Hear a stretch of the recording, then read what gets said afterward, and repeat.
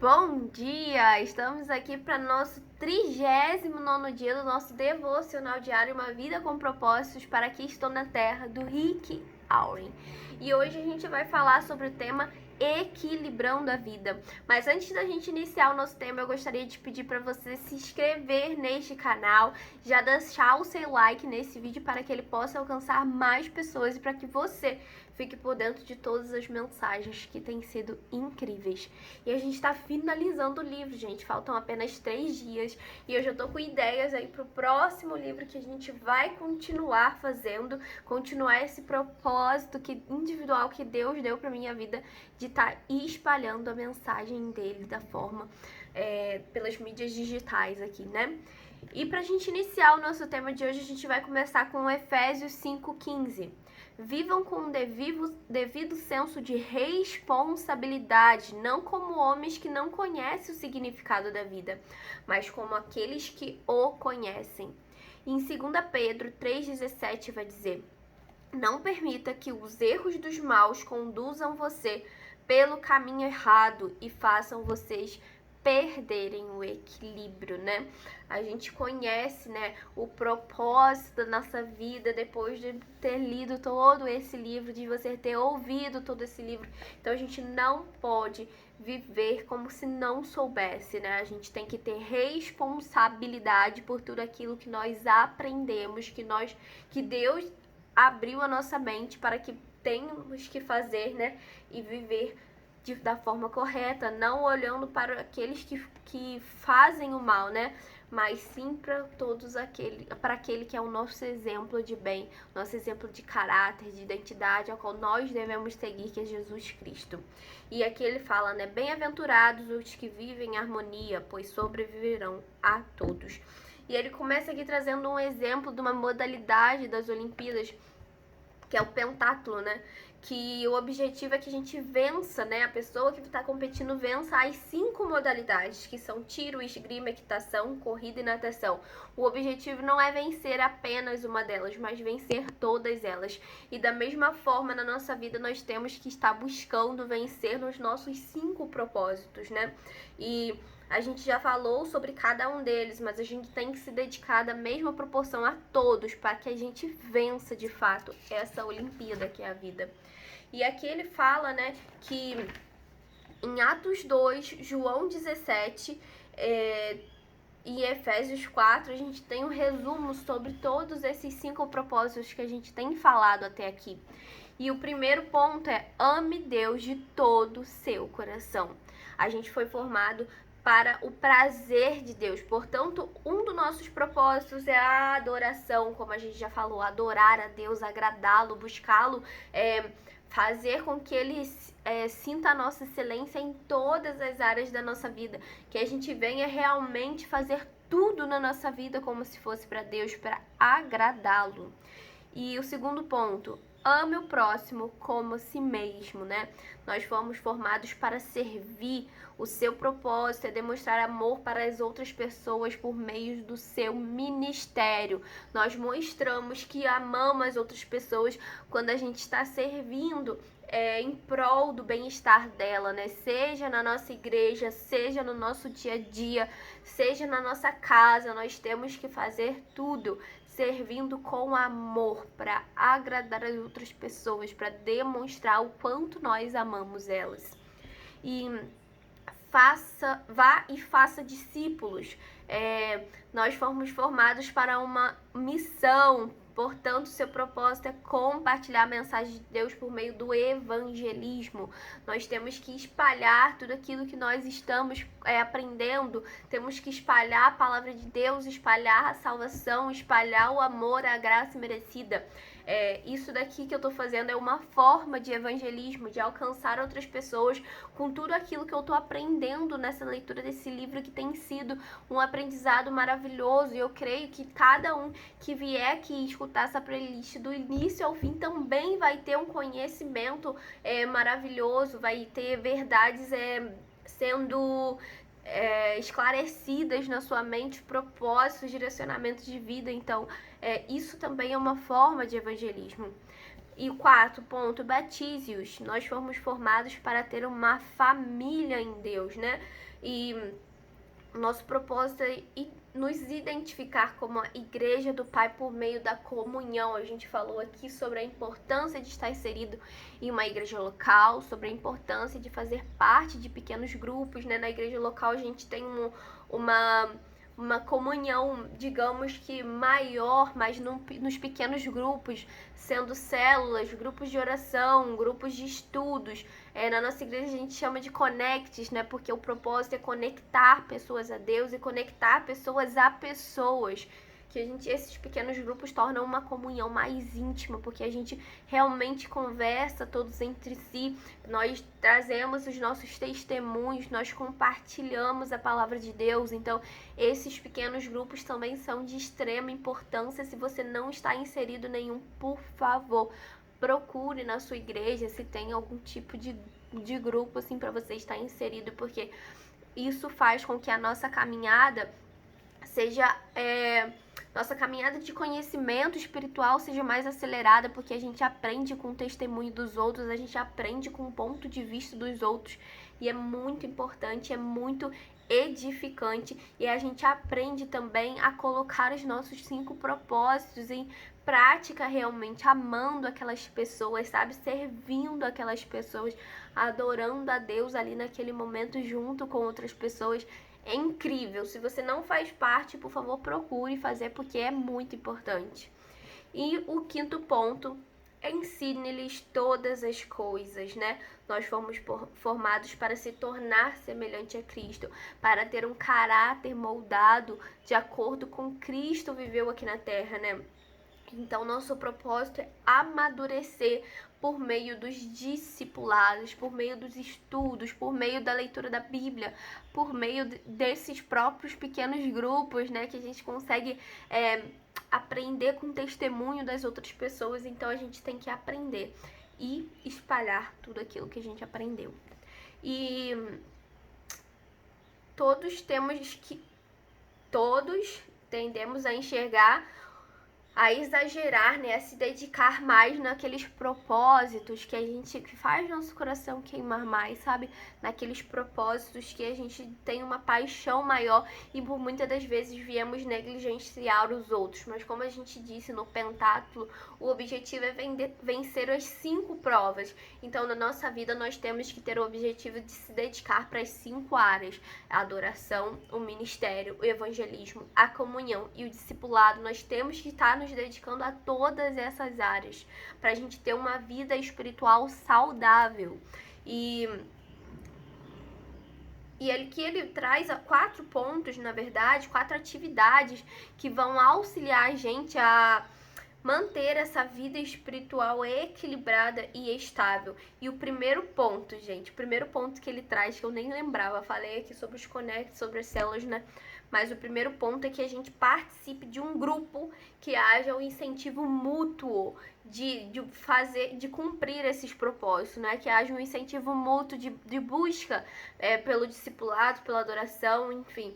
Seja um pequeno grupo que você possa compartilhar tudo isso que você está vivendo e também estimular as pessoas para que elas queiram viver isso também.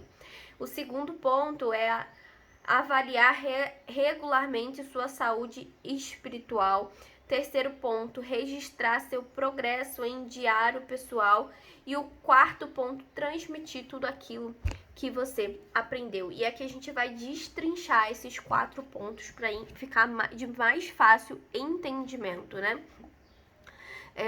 Primeiro ponto, converse sobre o assunto com um companheiro espiritual ou em grupo. A gente aprende melhor em comunidade, né? Como eu falei, a gente aprende com os erros dos outros, a gente aprende com os pontos de vista dos outros, a gente aprende com a percepção das outras pessoas, com o testemunho delas, com a mensagem de vida delas, né? Então é muito importante a gente viver essa comunhão em grupo. E aí Filipenses 4:9 vai dizer: ponham em prática o que vocês receberam e aprendam. Então, a gente tem que realmente botar em prática tudo isso que a gente está aprendendo aqui nessa leitura diária. Colocar em prática nesses pequenos grupos vai te ajudar e auxiliar muito para que a gente possa aprender cada vez mais e mais. E a gente aprende também conversando com as outras pessoas a respeito de tudo aquilo, todo o nosso progresso que estamos construindo, né? E esses pequenos grupos são importantes porque eles podem orar, incentivar e apoiar uns aos outros à medida que nós começamos a viver juntos esses propósitos. E em 1 Tessalonicenses 5,11 vai dizer: encorajem uns aos outros e fortaleçam uns aos outros, né?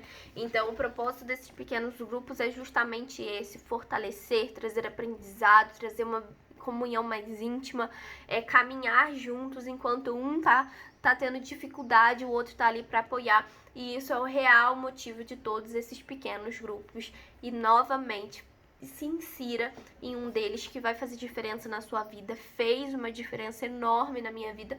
Deus curou várias áreas da minha vida através desses pequenos grupos. Eu posso trazer esse testemunho aqui mais à frente para vocês, se vocês quiserem.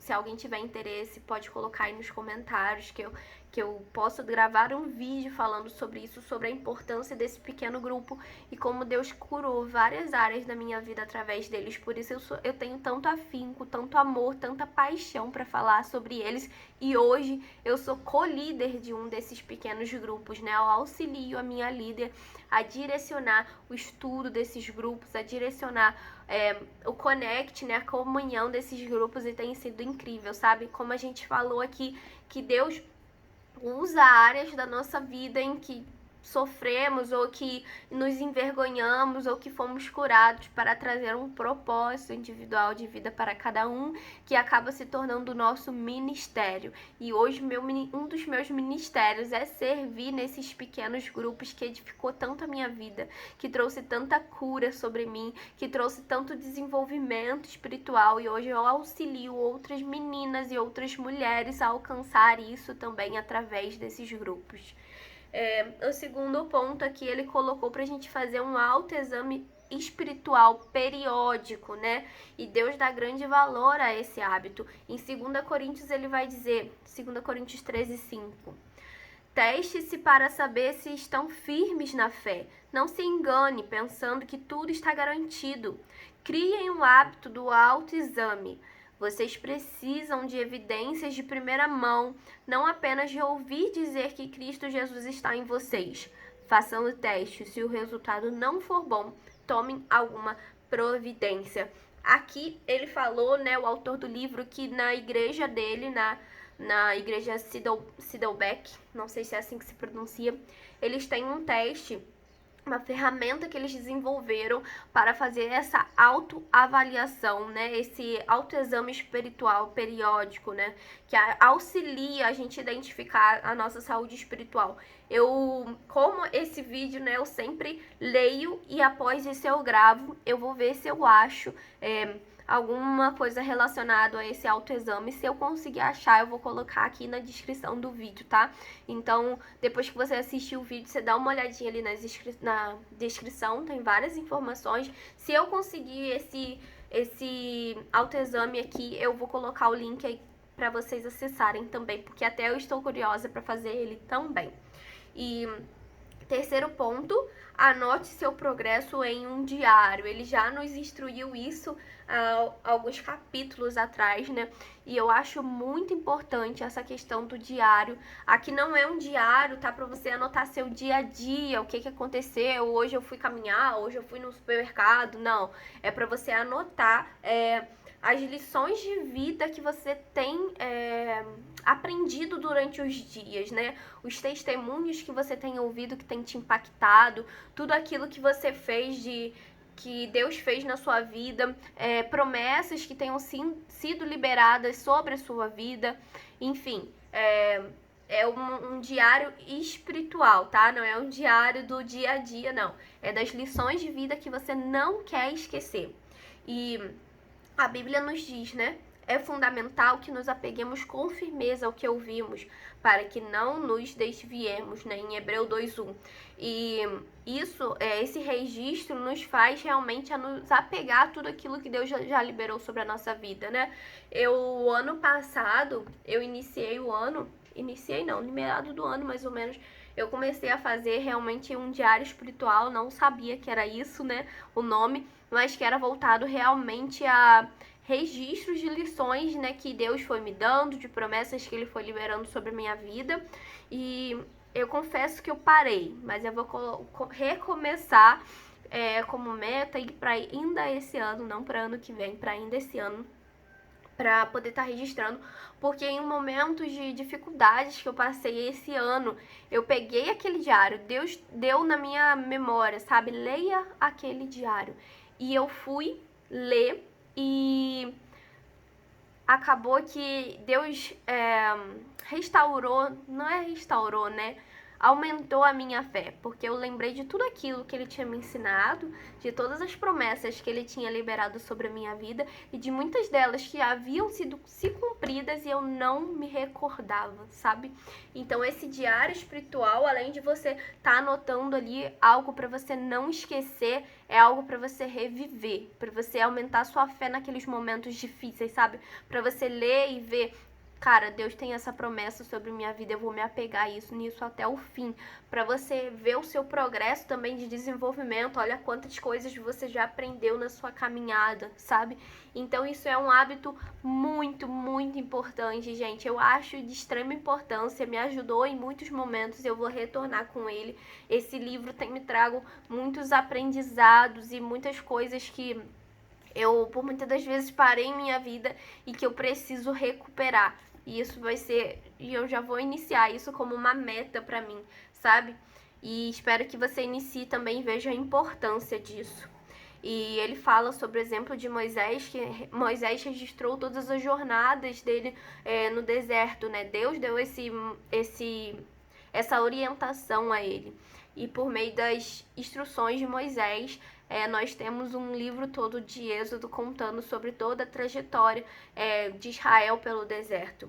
E a nossa vida também é uma jornada e ela merece um registro, um diário de tudo aquilo que a gente aprendeu, de tudo aquilo que Deus nos guiou, nos ensinou. E ele fala que não é pra gente anotar somente o que for agradável, pra você anotar também momentos difíceis, porque através dos momentos difíceis Deus molda o nosso caráter, Ele nos traz ensinamentos também. Davi, lá em Salmos, ele conta quantas e quantas angústias, né, ele passou. Tem tantos salmos falando sobre a dor de Davi, né, sobre, enfim, várias coisas. E como a gente falou, Deus quer que nós sejamos honestos e sinceros com Ele. Então, se você está passando por momentos difíceis, que você venha a anotar esses momentos difíceis também, né? E aqui ele fala, né, que esse diário pode não se tornar tão importante na vida de todo um planeta, digamos, como o Êxodo da Bíblia é.